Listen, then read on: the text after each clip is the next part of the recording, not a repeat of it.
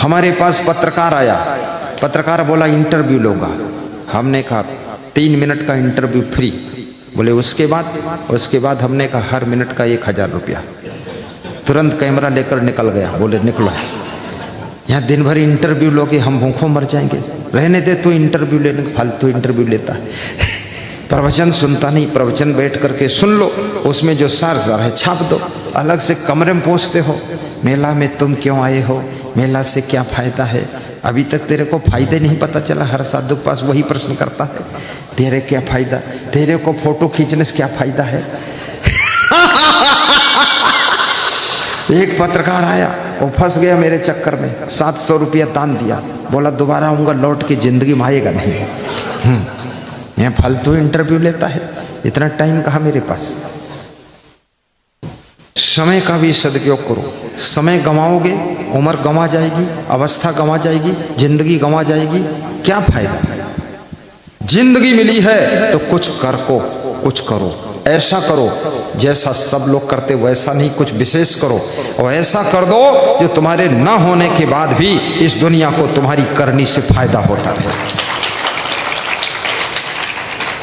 जब से जन्म हुआ है फल खाते हो, जब से जन्म हुआ है मकान में रहते हो, जब से जन्म हुआ है तब से कपड़ा पहनते हो, तो तुम्हारा भी तो फर्ज बनता है।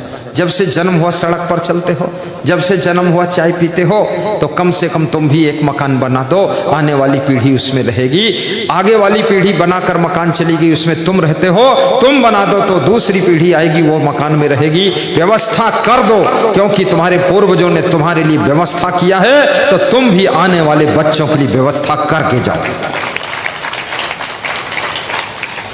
मिनिस्टर बनो, घोटाला मत करो, झूठी बातें मत करो, जनता सब जान जाती है। फालतू बात बोलने की क्या जरूरत है। संसद भवन में बैठे हो देश के लिए फैसला लेने के लिए, वहाँ बकवास कर रहे हो, कहते हो तुम्हारा बाप ऐसे था तुम भी वैसे हो। वापस क्या लेना देना, बाप भैंसा था तो हमसे क्या मतलब।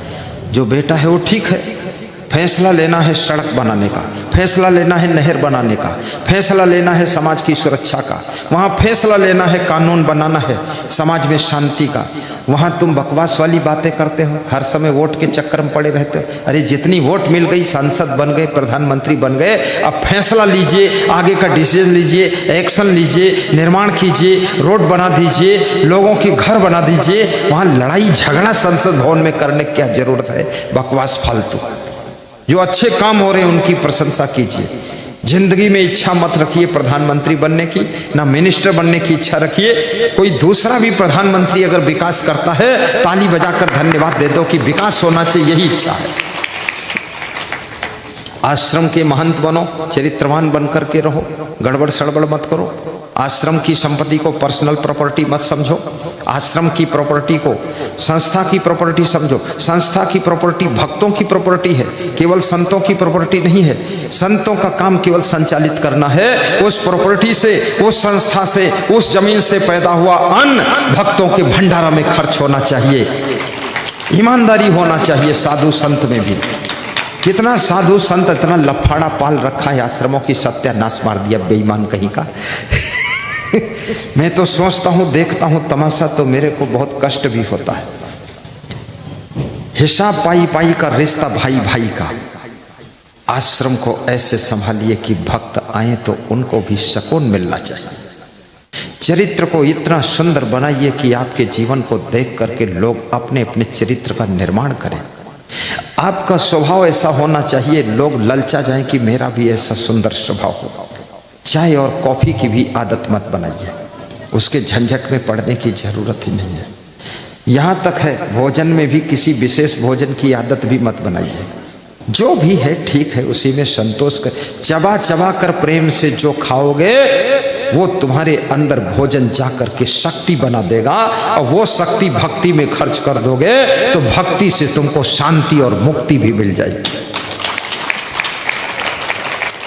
सत्संग करते करते 1 घंटा हो गया, बंद करूं कि और सुना दूं थोड़ा है? तुम मन में सोचते होगे सत्संग का समापन होने वाला है, 13 फरवरी आ गई है, अब गुरुदेव की हिम्मत और बढ़ती जा रही, स्पीड बढ़ती जाए, दिमाग खुलते चला जा रहा, ब्रह्मांड खुल गया, क्या मामला है। दिमाग तो खुलेगा ही, क्यों खुलेगा, खुला ही खुला या शुरू से ही। दिमाग में कोई गड़बड़ी है ही नहीं। आपका भी जीवन मंगलमय हो। अपने घर के बूढ़ों का भी आदर कीजिए, बूढ़ों का सम्मान कीजिए।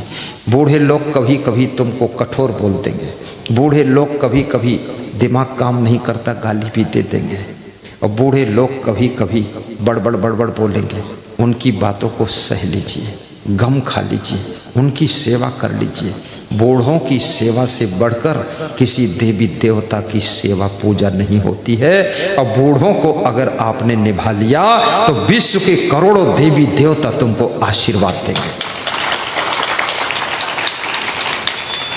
वृद्धाश्रम बनाने की जरूरत ही नहीं है। अपने अपने वृद्ध को अपने अपने घर में पाल लो। अगर आपके पास में जगह है तो एक दो गाय भी पाल लो, एक दो भैंस भी पाल लो। और घर ऐसी जगह बनाइए, घर के पीछे गाय और भैंस का पालन कीजिए। घर के पीछे ट्रैक्टर ट्राली भूसा पैरा गोबर सब करिए। आगे साफ सुथरा रखिए, फूल पौधे लगाइए। पीछे महिलाएं भी गाय भैंस की सेवा कर लें। वो सेवा कर लेंगी तो उनको बीमारी नहीं आएगी। जब पड़वा भागेगा और तुम्हारी पत्नी रस्सी से खींचेगी, खींचा खींची में तुम्हारी पत्नी का सारा फैट खत्म हो जाएगा, पेट भी खत्म हो जाएगा। पड़वा तुम्हारी पत्नी का इलाज कर देगा पूरा। और भैंस भागेगी तो तुम्हारे सासू भी ठीक हो जाएगी। दोनों पूंछ खींचो, सींग खींचो, पकड़ो उनको। ये सब सेवा करो। पशु पक्षियों की सेवा करने से भी भाग्य उदय होता है।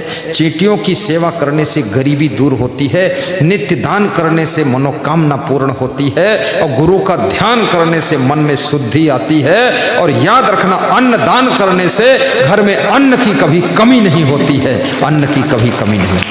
जोरदार ताली बजाओ, बजाते ही रहो, कोई पैसा नहीं लगता है। बस बंद कर दो, ब्रेक मार दो।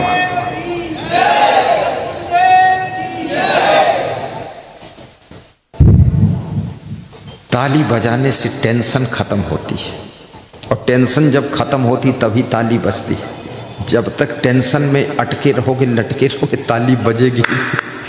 हंसी तभी आती है जब तनाव से मन मुक्त होता है, नहीं तो हंसी आएगी नहीं।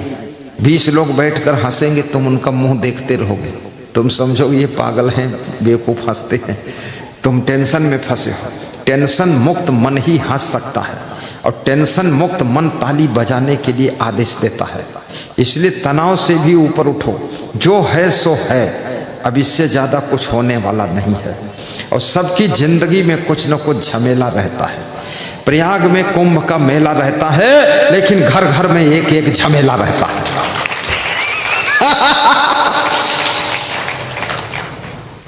झमेले के बीच में भी हंस करके मुस्कुरा कर जीना सीखो। हिम्मत से जिंदगी जियो, धैर्य से जिंदगी जियो, कभी घबराने की जरूरत नहीं।